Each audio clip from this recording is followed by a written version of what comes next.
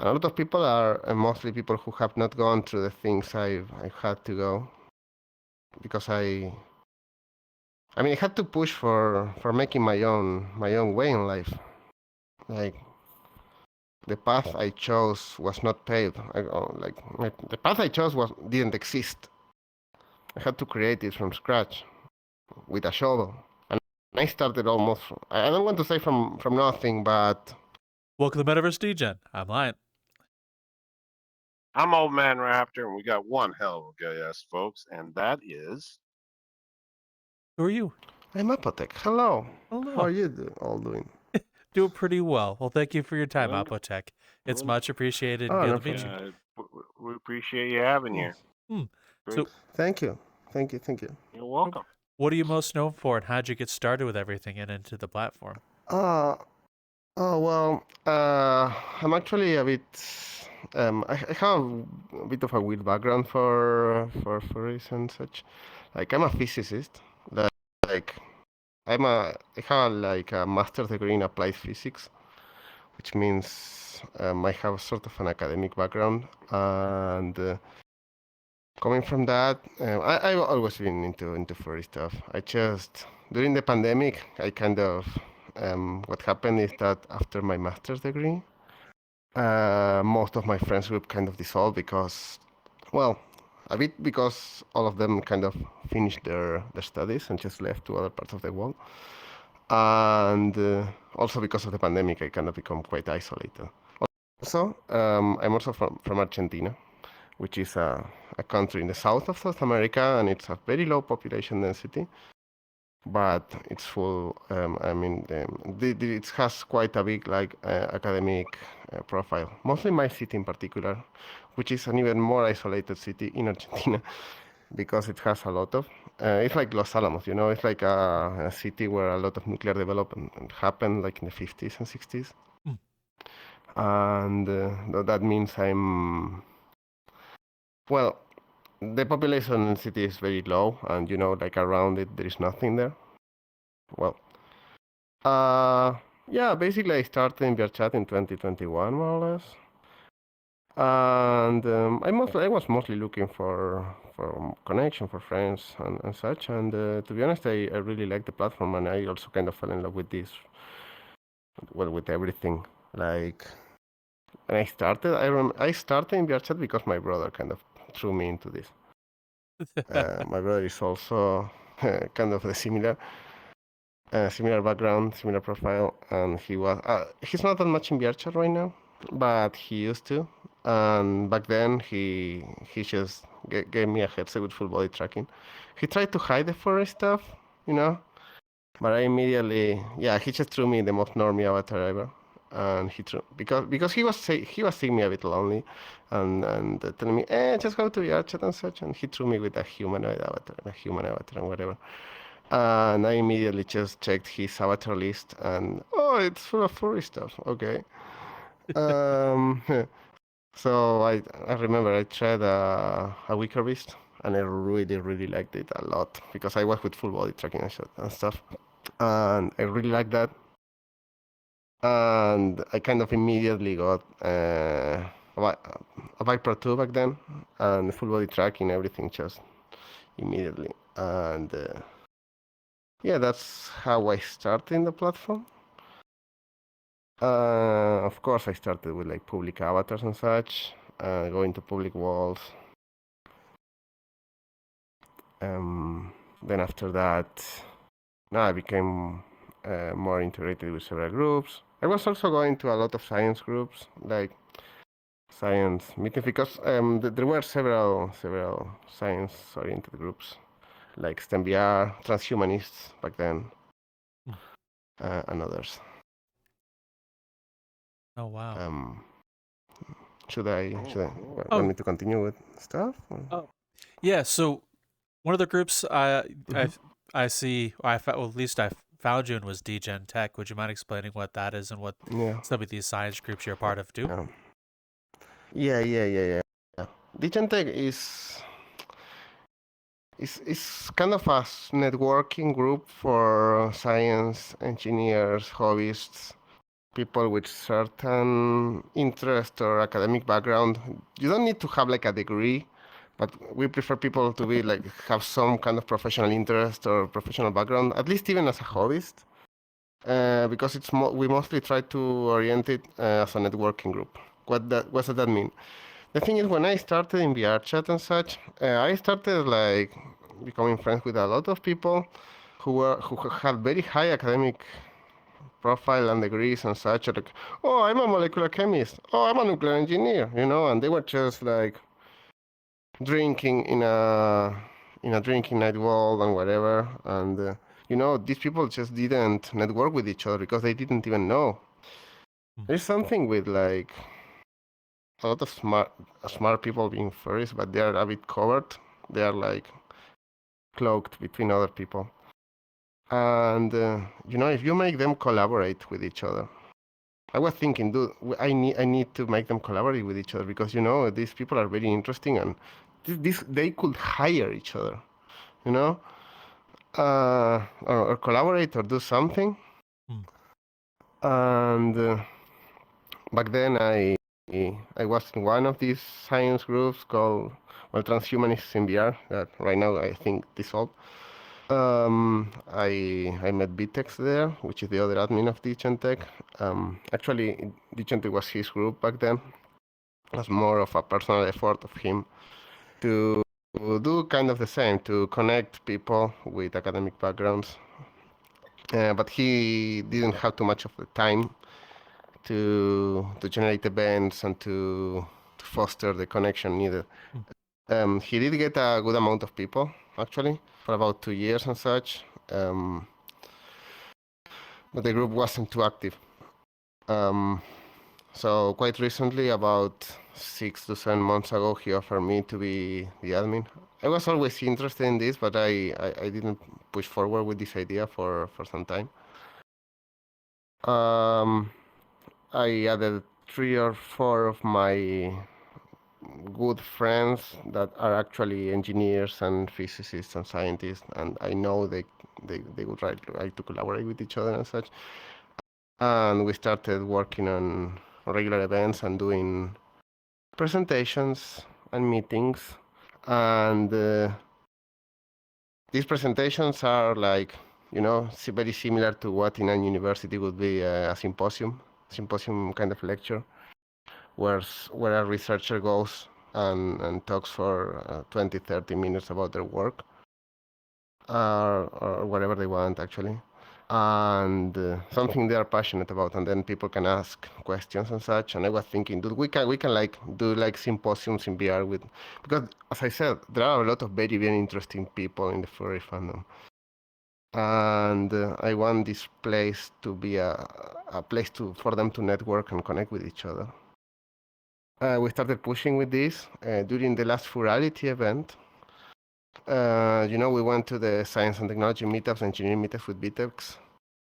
And we actually got around 60 more people in these meetups, which were interested in the project.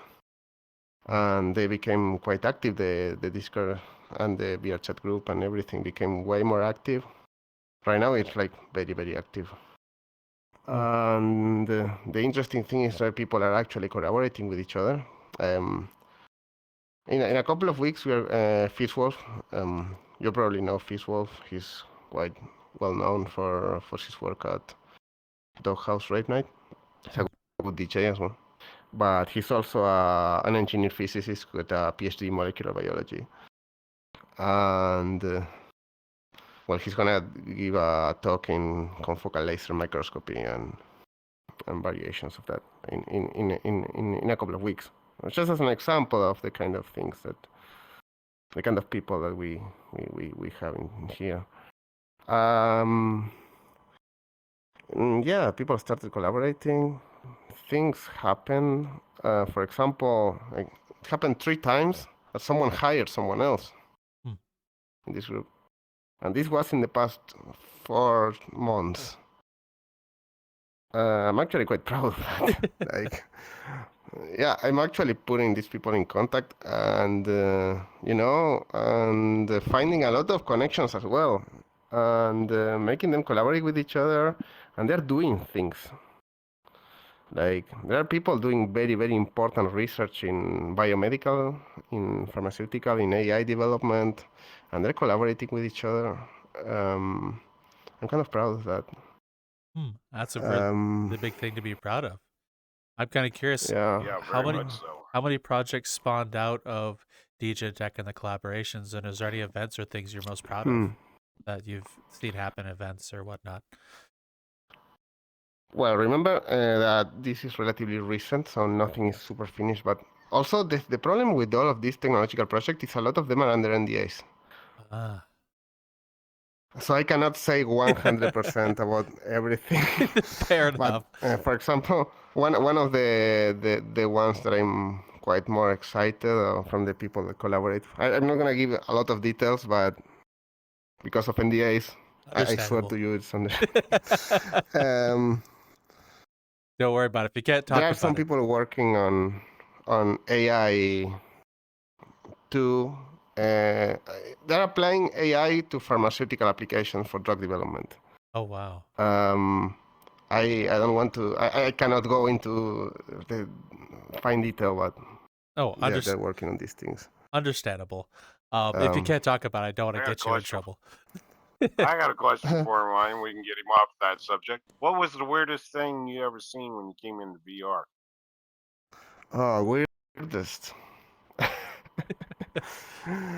I mean, at this point, nothing surprises me anymore.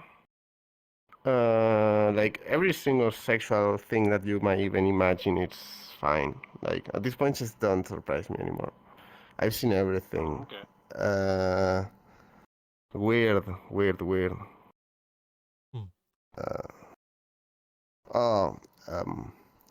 A very, very, very, very convoluted VOR mechanics. VOR mechanics. Oh, those. Yeah, I've walked in a few worlds with VOR mechanics, and it's an interesting choice. They are even more convoluted in Resonate. Because they have the whole oh no engine to play with it, but it's quite ridiculous. Oh. Actually, yes. I have a question for you. A bit of a dual layered question. What got you into applied physics? What made you want to choose that as your background? And how many VR platforms have you been in? The thing is, I started with applied physics because I wanted to do something useful. And this is sort of a personal life goal. I always wanted to do something with technology, and I wanted these things to actually have an impact on someone. And the thing is, I basically started my whole career in my life as basically going for a more technical career, mostly engineering. Like I started with a technical school, mostly in automation, control systems, robotics, mechatronics, these kind of things. I really loved it. I had a very good time during high school. This was, by the way, I'm 32 right now. This was a long time ago. After that, I started in electronics engineering with the idea to enter my university, which is a very prestigious university over here, which has a very difficult entrance exam, but it's for physics, for mechanical engineering, nuclear engineering, and telecommunications engineering. But they start on the third year of the career, so you need 2 years before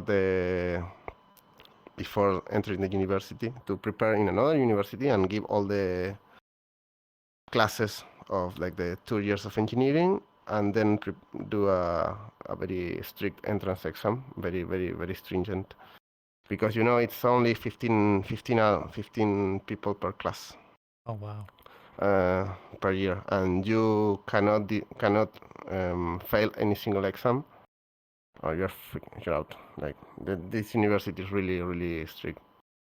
And yeah, I did the 2 years in electronics engineering, and yeah, always with the idea to enter this, but my idea was not to do basic research, but to use physics as a tool for building better engineering and actually getting into applied physics and actually doing something, you know?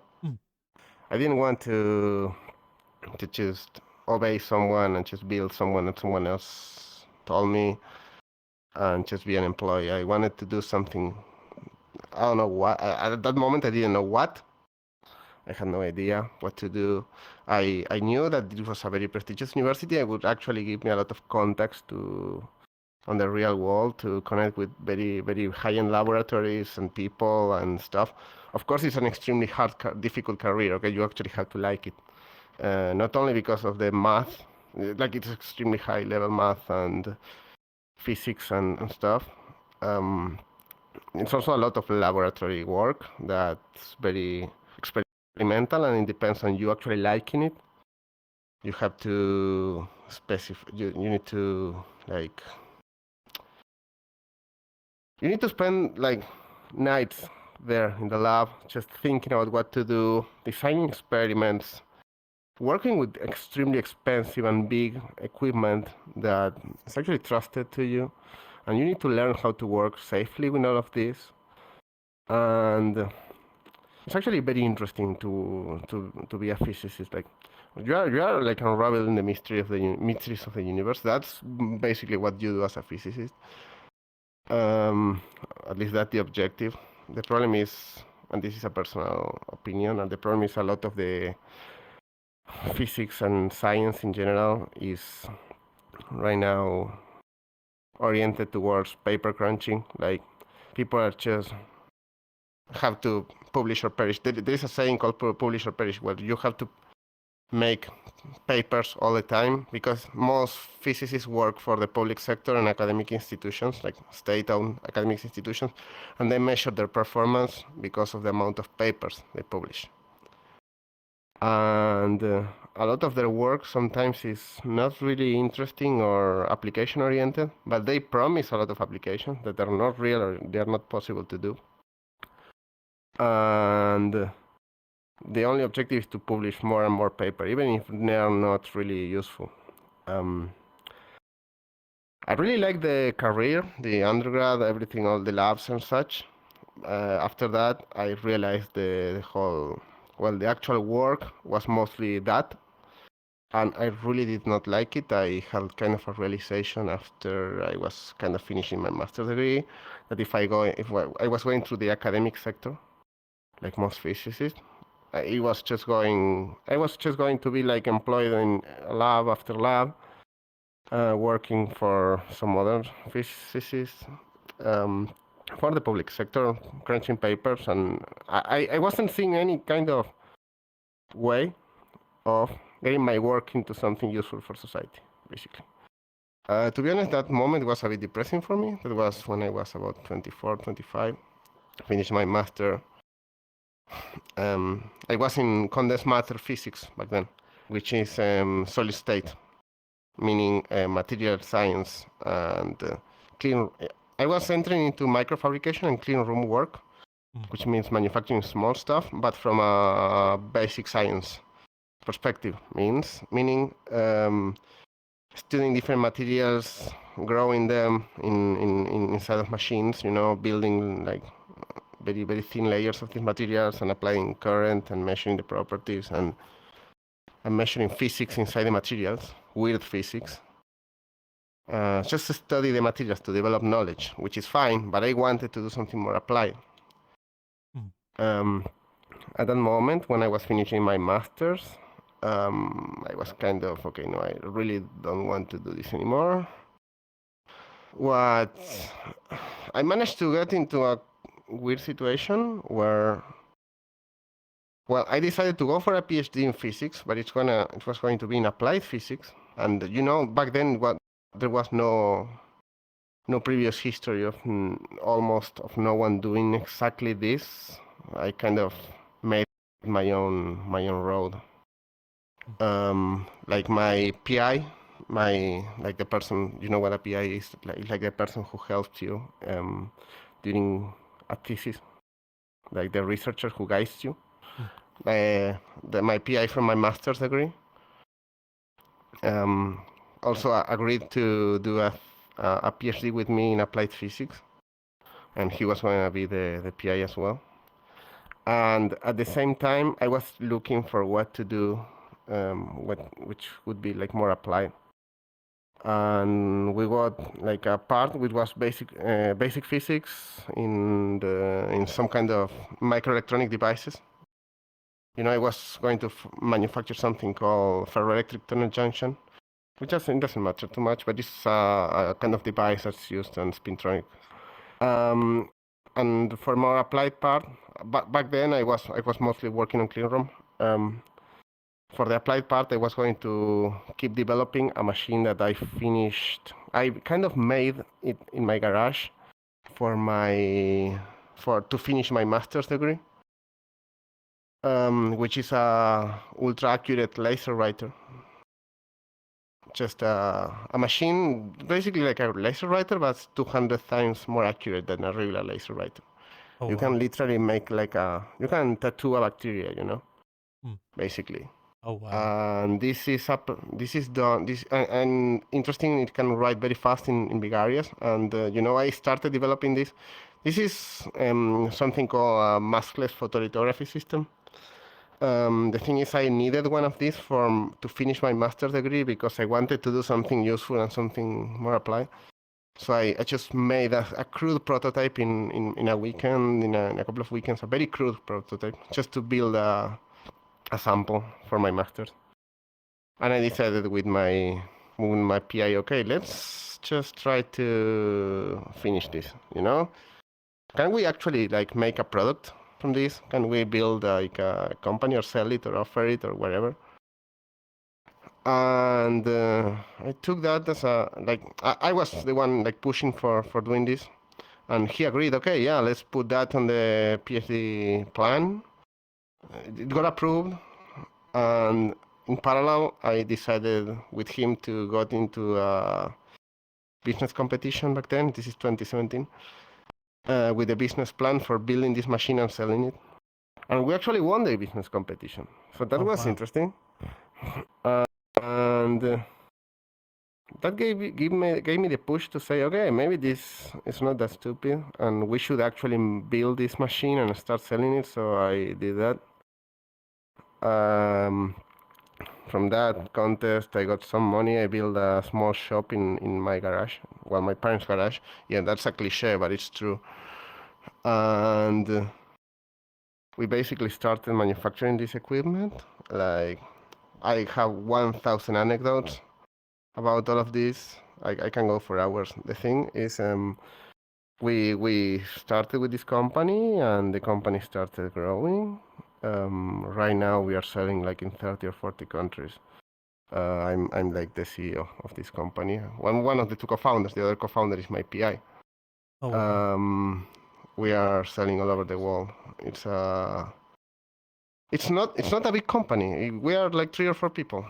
It's a small shop, 30, 40 square meters. We are like 3 or 4 people. We build on demand. We are all the time like switching like what we do. We make new machines. Right now we are selling 4 different machines all over the world, mostly in Southeast Asia, which seems to be a market that really likes our products. And yeah, basically when I got into VR, I said, well, I'm gonna try to connect with a lot of people all over the world with this. That actually happened, and that's actually very interesting. It's quite fascinating because I go out with my friends from university, which happens sometimes, like I don't know, a couple of times a month, and I always know someone who knows someone, or like thanks to like the social VR stuff, I know a lot of people from all over the world. And it's absolutely impressive. And, they really ask me, like, people from my university, how do you know so many people? Like, how do you know this? Like, Yeah, it's like they're talking about some electronics. How do you know someone from Czech Republic with like a PCB business? Or how do you know someone from California that's in like biomedical and you're connecting them with this other person from Canada? And it's like you can use this platform for actual networking and for actually like developing stuff. Like it's a very powerful tool. Mm. With Um, with that last bit as a topic, I'd like to ask a bit of a question. Something I ask various people who do things outside of VRChat, such as yourself. When you tell people about VRChat and what you're doing, how do you describe it to them, and how is that usually received? what VRChat is? VRChat is basically a big sandbox where the most important part is the human connection, basically. It's the same as real life. You are gonna find every single kind of people. It's a platform for people to connect. People can upload their own worlds, their own avatars. They can express themselves with this. They can do events. They can connect with each other and do whatever they want with each other, the same as in real life. And people in general, like you can really, really know them here. It's way, way more intense than any kind of long distance connection. Like for example, if you try to do a video call with them or whatever, it feels like a remote thing. But VRChat really shortens distances. Like you can really, really connect with people, and you can almost build families in here, like families. You know, like I'm talking like really, really connect with people. Like if you see someone like 3 hours per day, every day, like you kind of become close. Yeah. Also, like this is a thing. Like these avatars are kind of are kind of catalysts as well for connection. It's easier to connect with people sometimes if they look friendly, and if you are into this stuff, it's easier to connect. Or even if you are not and you want to connect with other people, you can find very interesting people. It's also very interesting how the avatars transfer to personalities. There are correlations. There are serious correlations. Oh wow! Yeah. So when you say this to the people at your university or people you even work with that you're here, how do they receive what you do in here, the connections?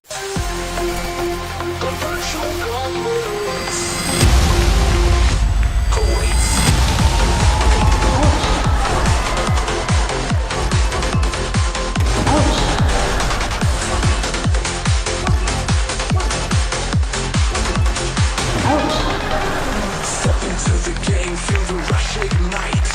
Digital battlegrounds, neon in the night. Adrenaline surges, heartbeats collide. Ready for the challenge, no place to hide.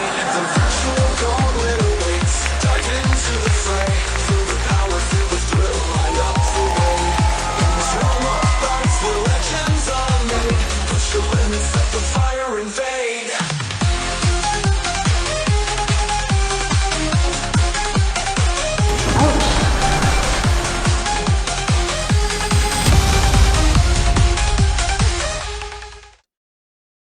Actually, I mentioned like at an academic level. This was mostly during the pandemic, where Meta was pushing for the metaverse and such. That I started to talk with the people in the university. Dude, this already exists. They are not inventing anything. Like checking VRChat, they are light years from what Meta is offering.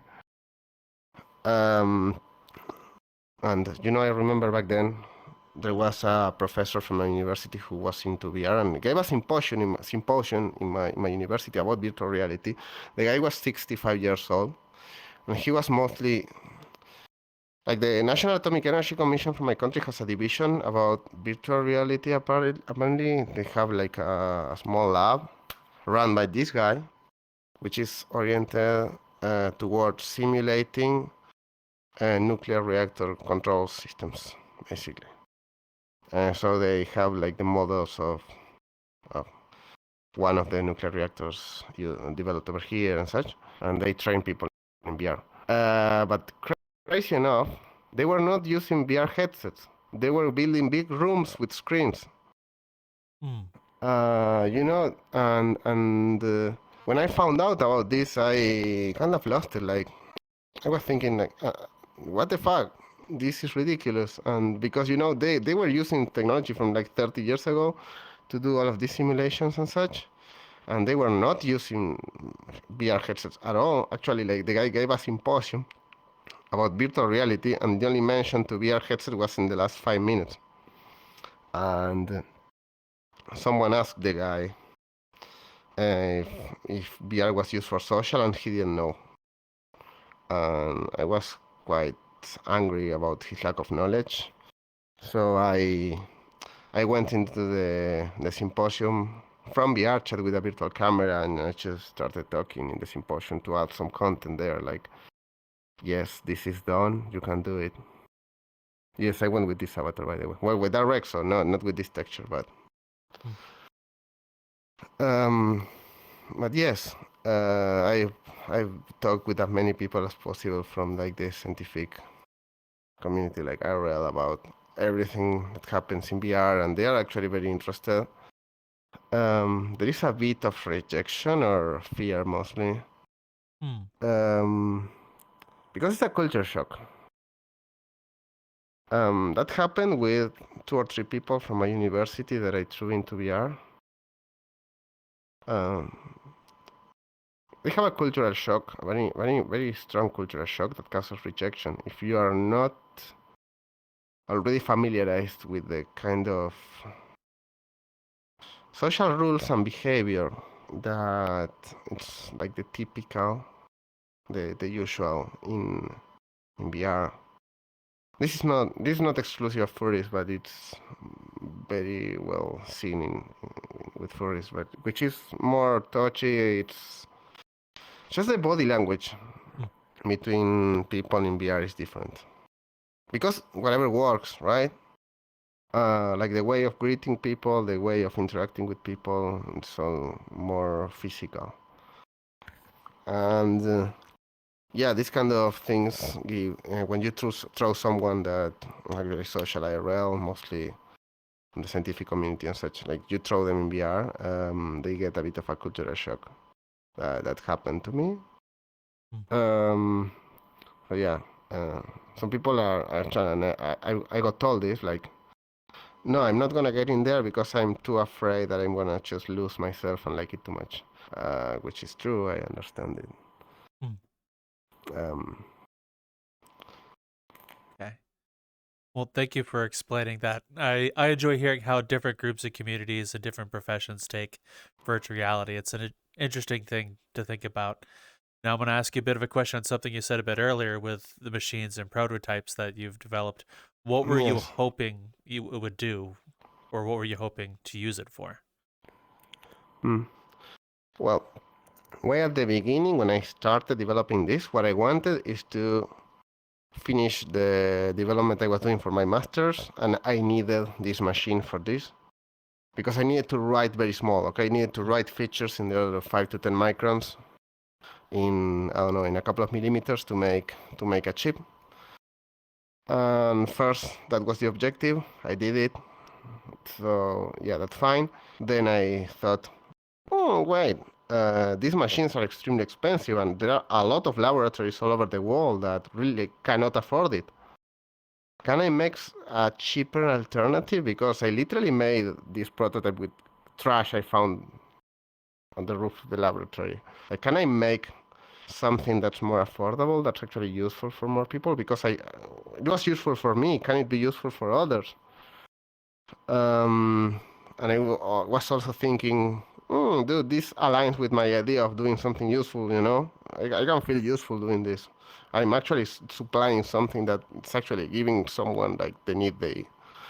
satisfying someone's very, very extreme need. Like and you know, when you give like this extremely powerful tool to people, and I'm talking about people who can build chips to detect cancer.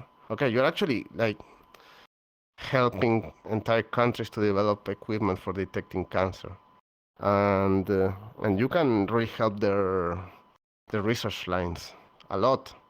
Because right now, instead of spending thousands of dollars on building a photo mask in the US and ship it to India and taking 3 months, they can buy my machine with like their Indian like subsidy, which they cannot afford the German machine, but they can afford mine, and they can build the prototype. Instead of taking 3 months, they're gonna take a week, which is what happened to me. So now they can work way faster. And that was most of my motivation for working a lot at the beginning, because when you start something like this is work and try to solve the problems, and you need to work with like almost no income. Back then I only had like I have like a scholarship from my PhD, and that's it. It's not too much. It's like $300-400 a month, and I was living from this. And I spent most of that price in the business on the shop, on building the shop. My parents helped, like, yeah. It was on my parents' garage. But yeah, I spent the money on the shop, like, yeah, and it was like for about 2 or 3 years I just worked on developing that machine. And then we had to push it towards the market, which was not easy because there was no trust. So no confidence. We needed to develop confidence in the market. How do you do that? Basically, two things. First, I developed like a small machine that I developed in like a couple of months. Was relatively easy, but it was basically a spin coater, which is like a centrifuge for wafers with a vacuum chuck from the bottom. And that, because I was seeing the ones sold by the Chinese, and they were not really good, and the good ones were extremely expensive as well, and I was thinking, I can do something better than the Chinese at the same price. So I built something, started selling on eBay, and I actually sold like a lot of them, and it worked really well, and it started selling international as well.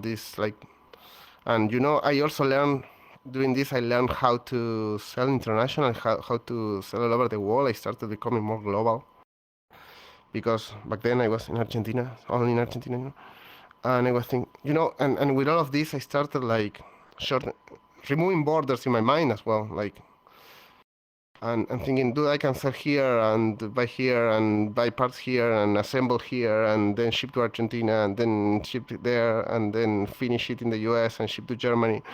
And I started like removing borders and removing barriers in my mind, which are mind barriers that you have. Like, you can start doing global stuff. And after I started selling these small machines, the big machines I gifted two. One to Argentina. The other one, no, I didn't gift it, but we sold it very cheaply to a lab in Chile.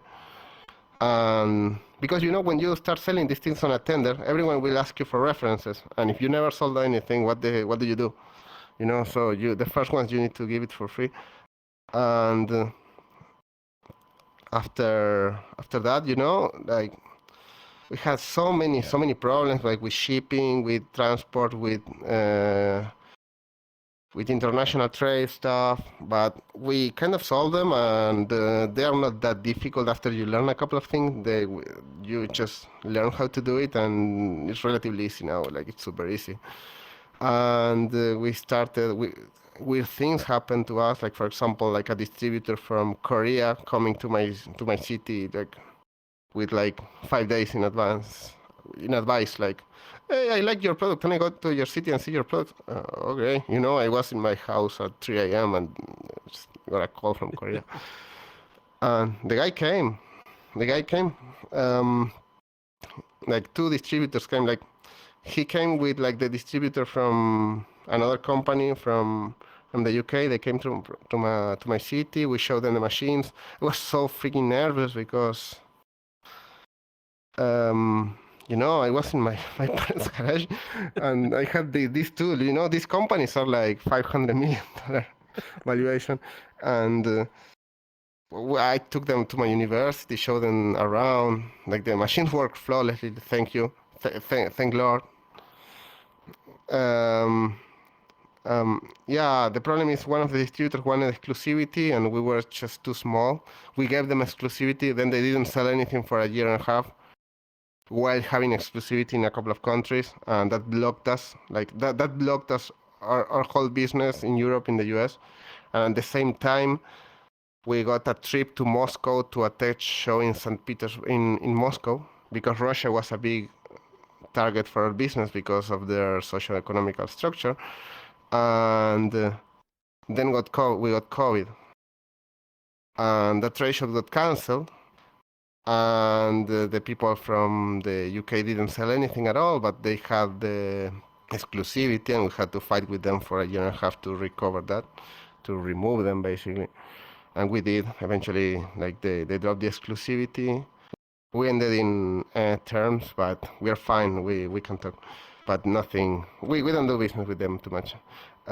With the Korean guy, they didn't want exclusivity, but also our machine lineup back then was just too small for their market, so they didn't sell anything. But we did have a lot of we did eat a very nice barbecue, that's for sure. And but yes, with the Korean guys, right now they contacted me like 6 months ago, and they told me that they wanted to do a collaboration with us to build a machine for them, because they wanted to remove another manufacturer for the Netherlands, because they were selling the machines from the Netherlands in Korea. They wanted to not do that anymore, so they wanted to buy my hardware, my optical, electronics, and mechanical stack, and integrate them into their machines and build a Korean stuff, Korean targeted machine. Anyways, but yeah, I just became more used to working like this in like global scale, and it's really fun. It's crazy because it's like I just fake it till I make it. Like I'm still a guy in a garage. Like I have that mindset. Like right now we are like building like new prototypes and such for competing with like a new technology that appeared like a short time ago, and we're still the same people. We are still like pushing in a garage and trying to like buy stuff in like Chinese flea markets to get the cheapest stuff, like the a good value for stuff, because if you buy in like the biggest manufacturer, they have a very big markup because they are selling to universities. So you try to buy in like Shanghai flea markets, and they are the same components, but you just do these kind of things, and you also develop a lot of life stories. And yeah, in terms of VR in general, to be honest, it really connected me with a lot of people and opened me a lot of possibilities. I met a lot of like, I think they're gonna be like lifelong friends. Like there are people I've known for at this point for 3 or 4 years that they will always be in my life probably, and I want that to happen. And there are also very very very good people, very useful contacts as well.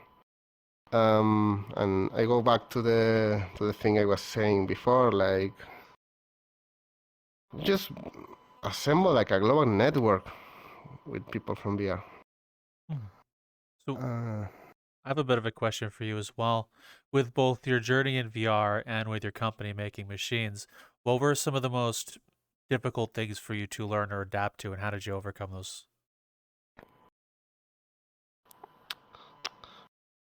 I think there are cultural differences. I have because of my life story, because where I live, because of things I've always done, because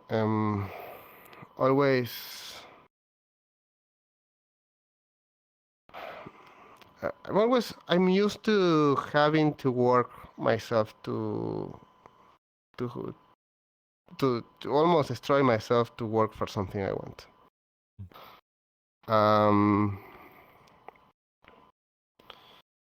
A lot of people are mostly people who have not gone through the things I've had to go, because I mean, I had to push for making my own way in life. Like, the path I chose was not paved. The path I chose didn't exist. I had to create it from scratch with a shovel. And I started almost. I don't want to say from nothing, but I made myself. Um, my parents were always very nice people. They always helped me with wherever they could. That I need to thank them a lot, and they are very hardworking people. Um, but I feel like I had to make myself to get to the place I wanted to, because the written path for me was, oh yeah, go to university, go to physics, get into academia, and I didn't choose that. I like invented some path that was very different, and I actually, like, to be honest, in my career, I got a lot of enemies because of mostly jealousy or anger, or because I was showing that there was a different option and you could be successful with this very risky option, because maybe a lot of these people tried in the past to do something and they fail. That happened to me in my university, for example. Like, a lot of the old professors, they tried to build a company at some point and they failed. Or they just, for example, that business contest that I won. Okay, I was 24. The second place was given to a very big team of university professors and teachers from a university. They're all like 40 to 60-year-old people with tenure and such. And like, what I think they think in their head is, who the hell do I think I am to just come here and win the contest and just actually do the business later, like make it happen? Because there are a lot of stories, like 95% of people who start a business or try to do it like a tech startup fail for one reason or the other. There is a lot of cultural pressure for this. There are a lot of cultural reasons and there are a lot of reasons. Actually, this is a side note. I'm going to give a TED talk, TEDx, Ooh. in a couple of weeks. I don't know if you know. I got invited by the organizing committee. In a couple of weeks, I'm going to give a TED talk, actually, about tech startup development and how to go through the Death Valley, which is that period where you go from a product to building a self-sustaining company, and how to go global. And I'm gonna talk a lot about different anecdotes and different stuff. Wow. Yeah. I did see the post you so made yeah. about that. It was. Oh yeah, thank you. Yeah. Oh. I have a question for him. Yeah, What sure. part of VR that you use the most think you could pass on to somebody new? Oh, definitely VRChat. Like, what I most use is this. It's VR with full body tracking and just for socialize with people. Like, at this point, I have a lot of good friends that I mainly connect through here. Or at least I just hang out with them in a regular basis, and they're part of my inner social circle, and I just connect with them through here. It's a very, very, very powerful tool to do that. Like, the partying scene is also very fun, to be honest. I'm gonna be honest. Like, instead of just going to a club, to just go to a club in VR. To be honest, in my experience, it's the same. It feels the same. It's more comfortable in VR, which is also a bit dangerous because you get a bit too comfortable and you do it too much. But the same with drinking. You need to be a bit careful because it's too easy. You don't have to go to a bar. You can just go to a drinking night, wall and whatever, and get drunk with people. That's a bit dangerous for alcoholism. Right now I'm trying to not drink that much, but yeah, I drink a bit, but you need to do it with moderation.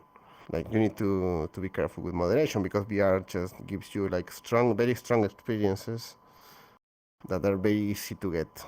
It's very accessible, and you remove the barriers to entry to a lot of these like dopamine-inducing experiences. So it's easy to just get too hooked into it and neglect more important things.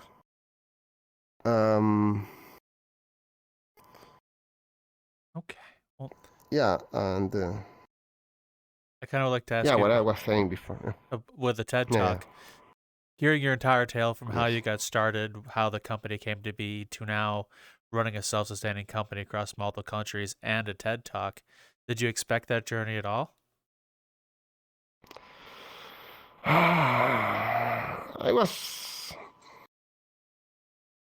just pushing for the stars and I didn't know where to go. Like, to be honest, when I started, yeah, I'm gonna sell as much as I can, but I have no idea how much. I mean, I had a plan B, C, D. Like, it was like there was a reason I made the whole company as parallel to my PhD thesis as possible, because if the company didn't work at all, I was still being able to make a PhD out of it and have a scholarship. And after the PhD, I could go to work on some lab or a private sector, whatever. I'm very glad it worked. Oh, by the way, during the pandemic, I couldn't do the basic science stuff for my PhD because the labs were closed for 2 years in Argentina. So I refocused the whole PhD to focus on the applied physics, on the machines, and yeah. Oh wow! So sorry to pull you back away from that TED Talk topic.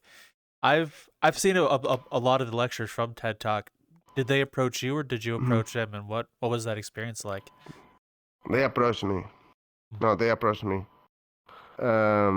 Basically through my university. Some people on the organizing committee know some people in my university, and they recommended me because I have a very interesting story. I have a lot of life experience doing weird stuff, and my story is very inspirational, mostly with the business and such. So they approached me and they told me, "Hey, do you want to give a TED talk?" They didn't offer me a TED talk. They told me, make a video introducing yourself. What would you give a TED talk about, and send it here along with the other ones. And you're gonna compete with, I don't know, 50 people, and maybe you are chosen. And I got chosen kind of quite quickly. And they told me, yeah, okay, you can, yeah, let's give a TED talk. And actually, they put me 2 coaches. Like, I have 2 coaches. They are like teaching me how to empathize with the audience, how to give like how to do physical communication, nonverbal, and all of these things. Like they are helping me with preparing the talk. They're helping me with how to complement the talk with certain material, but because I'm used to giving like academic talks and also business talks, which are different kind of talks. I'm used to talking to an audience, but not that big. Like this is gonna be in front of 400 people live, and it's gonna be streamed to YouTube. Also, there's gonna be a teleprompter, but I don't know how much I can read from that. I've been tweaking the talk. It's a bit long, but I have a lot of anecdotes from the company, a lot of anecdotes about how I went from like literally build. Like, dude, I literally have a drill press on top of my mom's washing machine when I started, and how to like start from that, and just how to selling to dozens of countries. A lot of anecdotes that I amassed for the past 6 to 7 years, which was very sudden. A lot of things happened to me. It's gonna be an interesting talk. I had to choose a lot of things. Had a lot of encounters with politicians, for example.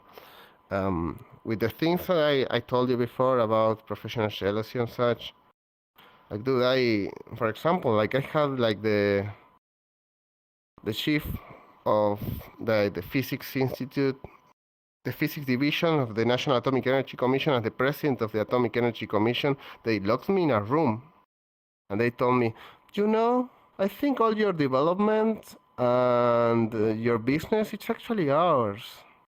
I think wow. it's not your,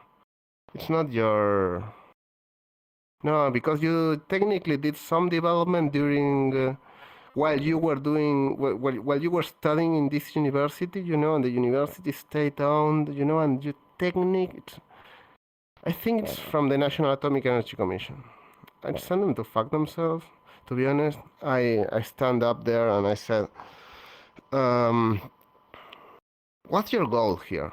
Like, do you want me to not do this? Because what I feel is like you're just like trying to appropriate my success, because they started doing all of this after I started selling, not when I was working my ass off alone without their support at all. That they knew that I was doing it, they didn't give a shit until I started selling. And by the way, I pay taxes. Just as a record, I actually do. And their salaries are paid with taxes. I didn't tell them that, but they told me these things, and I told them, dude, what's your goal? Like, do you want the company? Because while you are worried about if this big state institution owns the intellectual property of what I do, I'm worried about how to build a crate to ship the machine. I want this to happen, and you just want to own, and to you just seem to want to just own the things that I developed, that I built, that I work my ass off, and just want control over it. Do you actually want control over it, or do you want to see this thrive? Because I'm working, I'm busy. What do you want? And they couldn't answer, and the meeting finished there, and I just kind of left.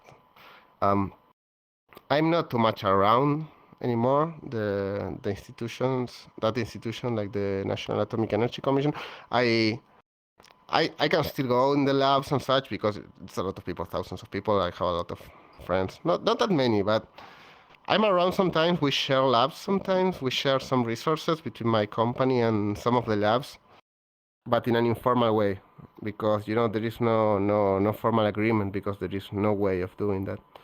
But for example, I lent them one of the machines they use in the clean room, and I use some clean room access in exchange. That's fine. But it's like, yeah, I had to stand up in front of people.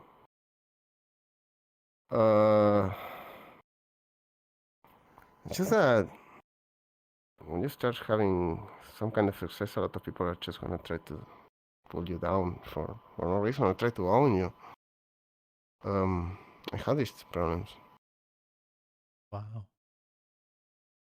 How are you adapting to that while you're growing, may I ask? Because it sounds like a lot of pressure to deal with while also selling to other countries and paying taxes. Yep. Yeah, I Yep. cannot. That sounds like Also- somebody else I know. Yes. He says the same thing. Yes, and it's Also- when he said it that, and you're going, okay. Like, yeah, at the same time, yeah, and like my mom has some health issues at the same time as well. Luckily, like my dad helped a lot with that. But yeah, it was a bit difficult. I mean, it was very exciting. I don't know. I felt it very exciting, and I felt like it was my I don't want to say my destiny, but I was very excited about all of that. Actually, like, building the company, and I was happy with that. Like, it was difficult, but I was doing something I really loved, and like, the pressure was, I don't know, it was self-imposed, because no one was putting a pistol on my head and telling me, "No, you have to finish now," or you have to finish this. I was putting the pressure on myself because I wanted to see this, like see my company succeed and like see to actually. I wanted to make that happen. I just wanted to make that happen. It was a risky path, yes, but the thing is also like it was aligned with what people from the science community was saying they wanted to do, but no one did. Which is like, oh yeah, we are definitely pro business and pro building stuff and pro technology transfer, you know, but no one was doing it. So no one can overtly go against you because, you know, they will just step over their word. Also, like, I was not causing any problems to anyone, okay? It was all positive, like, I was not really taking anything from anyone at all. I was just building stuff and doing my own stuff. Some people, the few people who were like angry or just jealous or whatever about that, they were jealous because they maybe tried in the past to build some company or they just never had the balls to do it, and they were just became like employees of the state-owned institutions, or they just wanted to do some other stuff and they never did. I just pushed forward for something I found interesting and I was seeing myself doing. I couldn't hold the dread of working on an office, or for someone else. I cannot. The dread of just obeying orders of someone and just pushing someone else's dreams is like, I prefer to put up. I can't really. It's not on me. I don't know. Of course, if I'm in the dire need of doing that because it's that or living under a bridge, I understand that. Basically, I try to mix it with my PhD, so I had some income at the beginning, and I had some support. It's not like my parents threw me a lot of money. I was not born with a silver spoon, as they say. Like that. That's not me. I come from middle class. I just applied myself. I don't know. I just enjoy like doing something interesting, and it needs to be something that gives something to someone else. That's important. Like I feel like I need to give something. It needs to generate money as well to be self-sustaining, and of course I wanted to. I didn't want to like do charity, okay? I wanted something that would actually like give me money. But it was important for me to not exploit anyone and to be the result of making something good. That was a big goal for me when I started. Yeah. Okay. Wow. And yeah, you asked me for what about things that was hard for me in terms of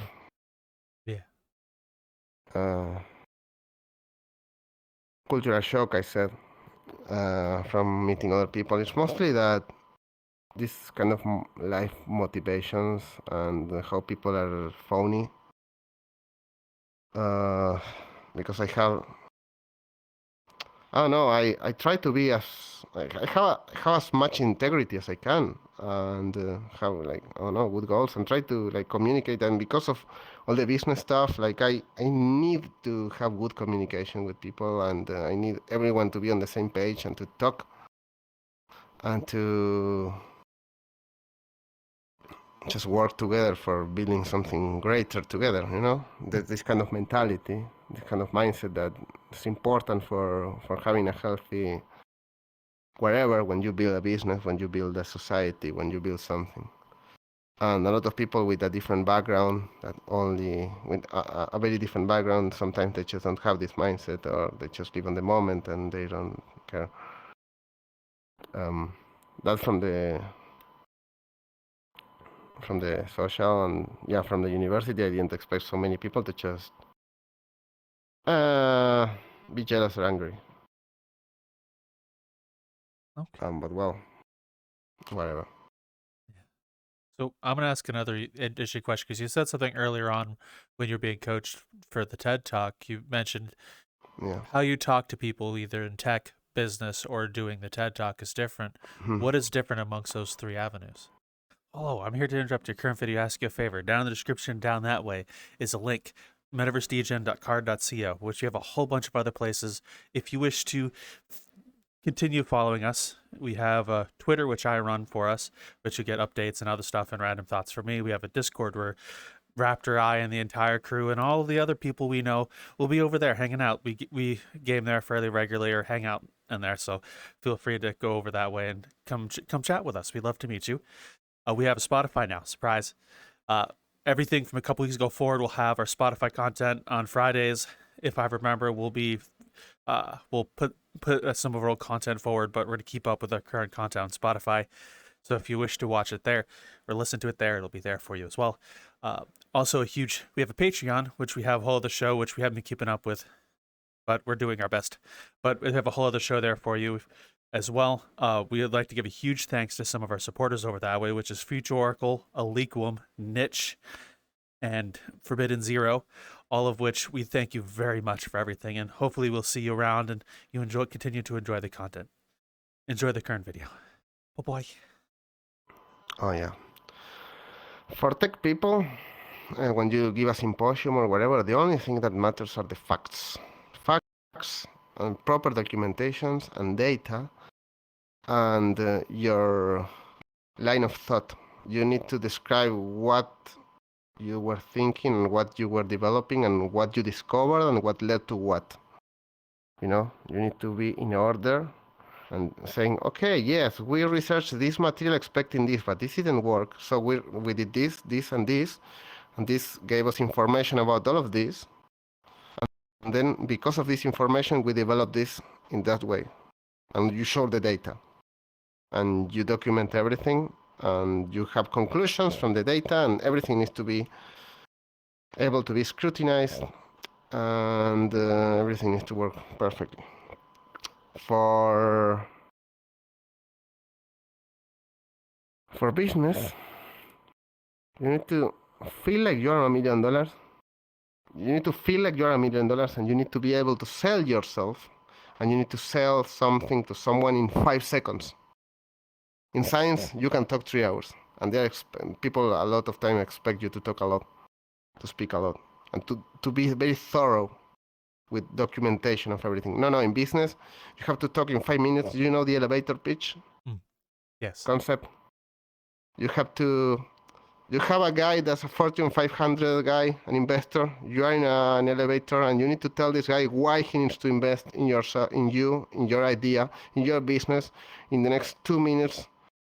Why he's on the elevator with no support material, no presentation, no nothing. You need to sell yourself. You need to tell this guy why you are the best person alive and why the fact he needs to give you money. Different concept. You need to sell yourself. This is actually very interesting.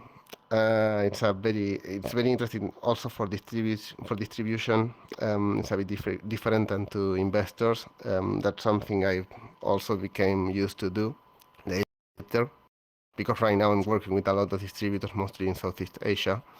You need to explain them how what you do compares with other things in the market, how they are gonna make money helping you, how we are going to work together, how you have worked together in the past with other people, and how you have long-standing relationships with other people, mostly companies and other companies, and why you are a good player. And, I actually, I pride myself I try to be a good player. I try to be as honest and transparent as possible with distributors and such, and everything needs to be written properly, and but you need to convince a distributor that what you sell is a good business plan. You need to sell yourself as well. You need to sell a business plan, and you have it more time in a distributor. and it's also, you also need to be very clear what you want them to do, and you need to convince them that what you do is actually very valuable for both, and you need to convince them of a collaboration. And a TED Talk is different because you're gonna be talking with like average people, a lot of people, and you need to, you know, the saying of TED is ideas worth spreading. You need to motivate them. You need to explain them why doing certain stuff is actually worth doing them. And you need to, basically it's a motivational talk about something. You need to go from experiences about how certain life choices or certain decisions went in certain directions, and you need to spread information, good information, basically motivate people to do something great with themselves. It's not, you're not selling yourself. You're saying the truth. You are not selling your product. You are selling a lifestyle, if you would like, and you're trying to motivate people to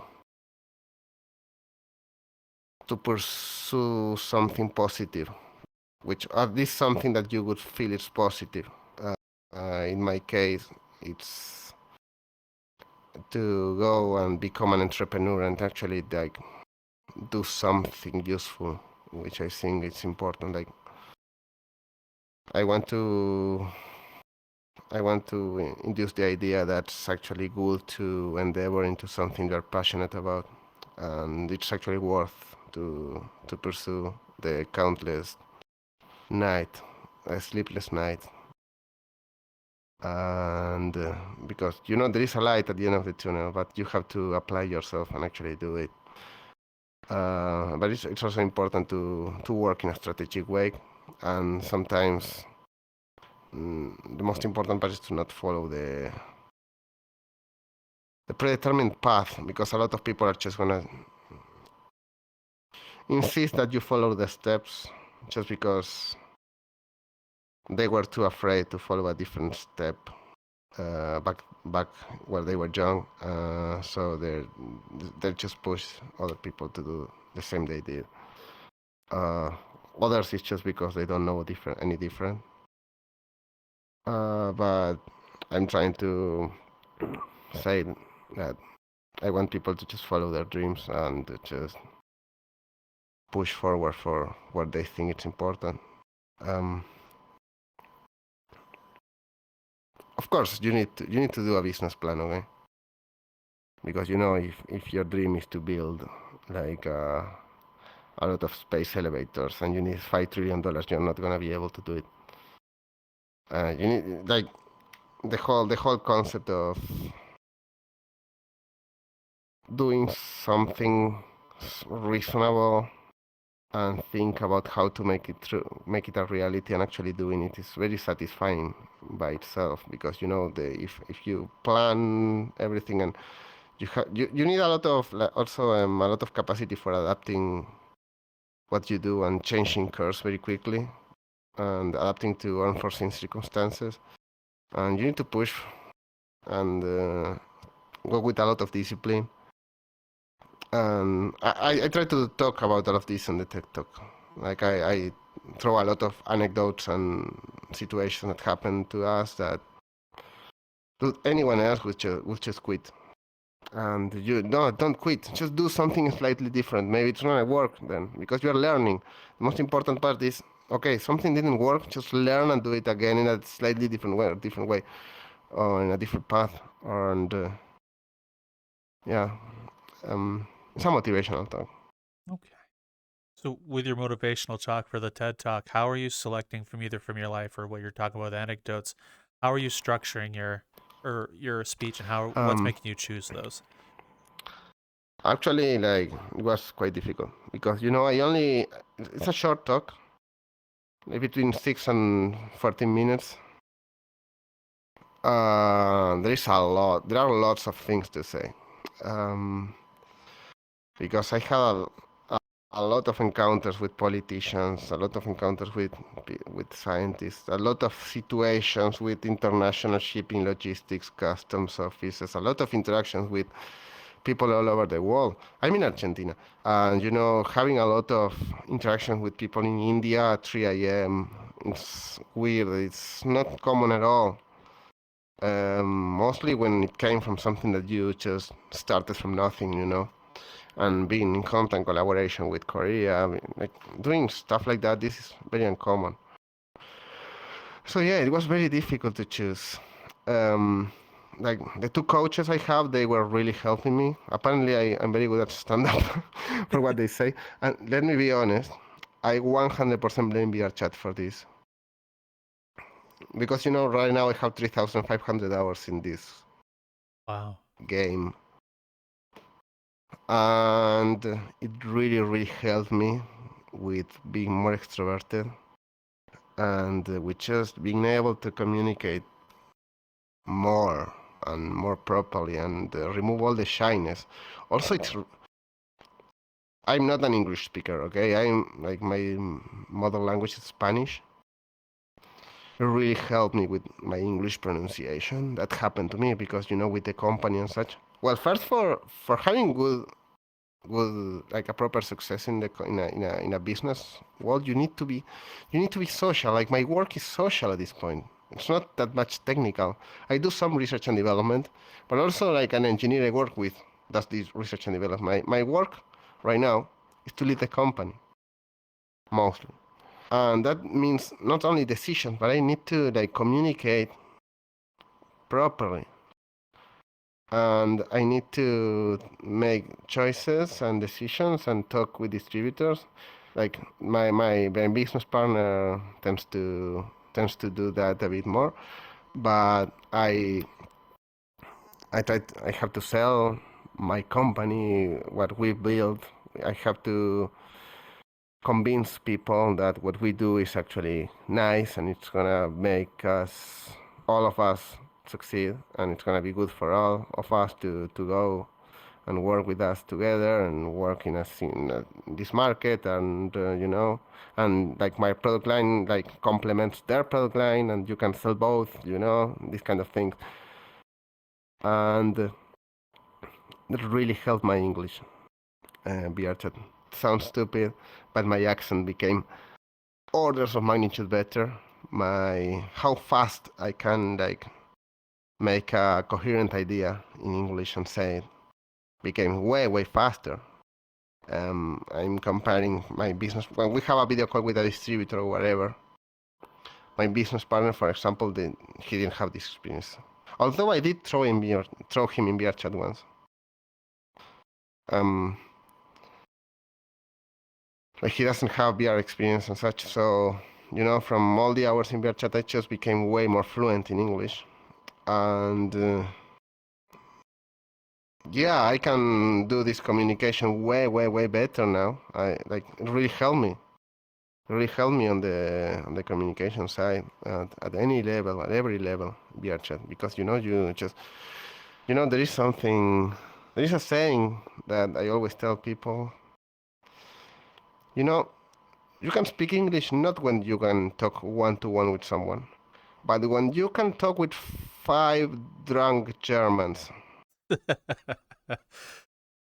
in a public wall or wherever, not drinking it. Because these people are not paying you attention, because English is not their mother language, because they have accent. If you can establish a conversation in this environment that's very noisy, that's very difficult, then you know English, or whatever language you want to learn. Like in my opinion, the biggest challenge for learning the biggest proof that you know a language is not like a one-on-one conversation, but in a public setting with several people that are not they're not people who are actually learning the language at the moment. They're just, which is the same as people say, oh yeah, to learn the language you have to move to the country for some months. Well, to be honest, VRChat really helps with something very, very similar, because you just become immersed in the culture and you become immersed in like talking in the language in a casual setting. For example, yeah. Wow. Wow. VRChat is really good for learning languages. It is. There's even I know of like 3 or 4 separate groups that teach languages, like Phoenix Academy, and then there's another group run by Mm-hmm. Hayatakaze that teaches Japanese. They're all over the place.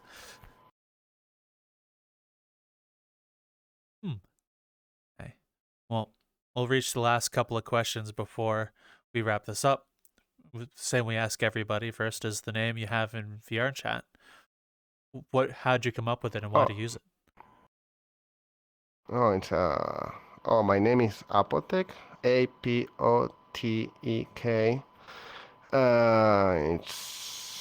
It was very bad decision, to be honest, and it was a very fast decision that I didn't think too much. My parents are both pharmacists, and I just wrote pharmacy in Google Translate. I just didn't know what the hell to put as a name. And in several European languages, Apotek means pharmacy. In German, it's similar, but it has an H and an E at the end. It's a bit different. And I was thinking, no one is gonna know. Everyone speaks English anyway. Well, everyone knows that Apotek means pharmacy in some European languages. So it's the first topic of conversation with a lot of people. Hey, do you know that your name means pharmacy in Swedish? Or in some other European language? Yes, I know. I know. And no, I'm not a pharmacist. But yeah, it was just it sounded a bit technological or whatever, so I just went with that. Fair. It doesn't have any deeper meaning. Okay. I think it's a cool name personally. And the avatar you're in, what made you want to choose that as your avatar? And is there anything about it that means anything to you? To be honest, it's a good representation of my personality. Like, you build this avatar as a reflection of yourself. Mostly, I think that also happens with humanoids, with humans and in general, but with furries in general, like, the people who are actually spending time on them, the avatar represents their own personality. I didn't make the base texture, by the way. Like, the base texture of this Rexo is from Kurai Kitsune. This hoodie was a commission, but the ideas, for example, this has a lot of electronics because, like I always been into electronics development. Even when I was very, very young, I was always doing tinkering with electronics and circuits and such. This is a Voronoi pattern, which is some very, very, very, very common pattern in physics. It kind of represents the mix between technology and physics. That's something that really goes with me. Like if you check the horns, they have like some kind of air pattern that moves. There are a lot of very small details all over this avatar. Like all of these pattern in the horns kind of represent certain state of motion that I like to go with, just to build yourself and be in constant change. The chains I have in here and also in here, that has a deep meaning for me, and that goes to my grandparents. My grandfather, who died a couple of years ago, was a goldsmith, and he was manufacturing neck chains, gold chains. So I incorporated that into the avatar as well. Like all the gold part is mostly because of this from my family, from my grandparents. What else? Oh wow. The green. Oh, the green is very fun. The green in here, all the green details of the hoodie. You know, this is a fun thing. Like I used to use a green hoodie during my university era. I used the same freaking hoodie for 5 years. At least that's what people was thinking about when they were seeing me. Actually, I had 3 or 4 different ones, but they were all looking the same, and they were all green. Okay, so they were all associating me. Oh, the guy with the green hoodie. Oh, yeah, the green hoodie, the green hoodie, and it was a meme at this point. So I needed to have some green stuff in my hoodie in VRChat. That's why. That's why I went with the green. Wow. Well, thank you very much for explaining all that.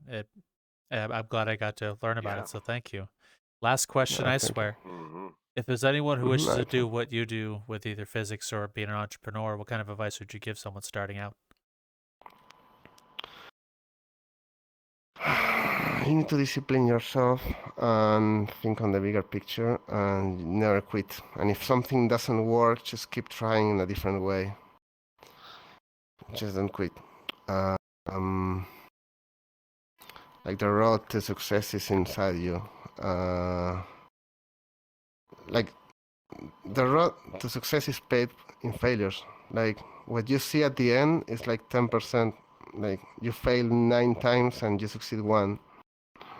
You're always failing to go to a successful place, and you need to be in constant change, and you need to keep growing, basically. Well, Apotek, thank you so very much for allowing us to get Mm-hmm. see into your life and what you do. Yeah. It means a lot. Thank you. Oh, Yeah. Very much you're so. welcome. Appreciate you being here. So, if there's anyone in the audience wishes to reach out or find you, how would they do such? Oh yeah, Discord, Apotek dot. Don't forget the dot at the end. Or in Telegram, it's Apotek_K. Yeah, I guess. I have a Twitter as well, Apotek_0. Just a personal Twitter. Or through Digentech if you want. Digentech also has a Twitter.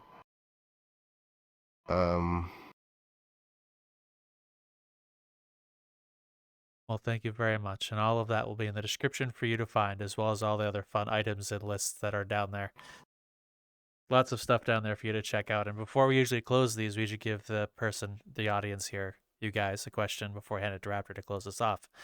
And the question I'd like to give you this time is, what is something that has made you uncomfortable, but you grew through it? We'd like to hear your story in the comments and read all about it. Raptor, as always, you know the thing. Yeah, I know the thing. No matter what we say, like I always say in here, the difficulty things are the hardest things to find. But guess what? Find the right group. Even if you can't understand that group, you might pull your hair out and get gray hair like I do, but hey, guess what? You earn them just like everybody else. Well, we'll talk to you later, folks. Have a good one.